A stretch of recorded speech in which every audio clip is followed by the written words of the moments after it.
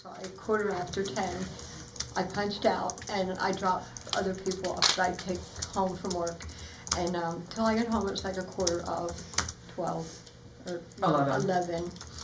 And this car pulled up right in the street. I backed in and he got out and went in the house and he brought his bottle, his 40 bottle that he had. He brought it out and he said, "I'm really drunk, Graham." And then he laughed. He said, "No, I'm not." He said, "I didn't have anything to drink yet." And so I said, "Okay, well, have a good time." I said, "I love you." He said, "Love you too."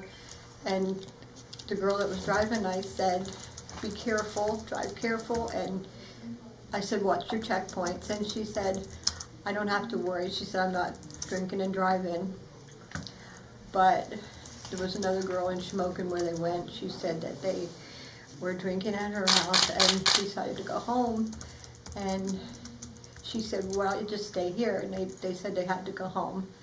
So I don't have any idea what time he came in, because my husband's got pancreatic cancer and he's downstairs in a hospital bed and I sleep on the couch, so I'm close to him.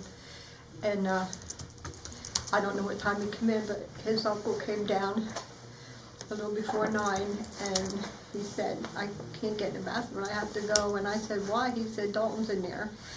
Usually, all you have to do is tap on the door and say, "Can we get in?" And he'd say, "I'll be out in a minute" or something. And he'd come right out. But I went up and I said, "Well, the door was locked," and he never locked the door. And I pounded on the door and I called his name. And I waited a little bit and I pounded some more and called his name. And he didn't answer. I said, "How are we getting in?" So his uncle got his drill and took the screws out of the doorknob and stuff so we could get in. And he was laying on his backpack on the floor. And I checked his neck for pulse and checked his hand or his arm. And I didn't have none. So I called 911. And the cops came and the ambulance. And they did what they could. There wasn't anything they could do. And then they called the coroner and the funeral director. They come and got him.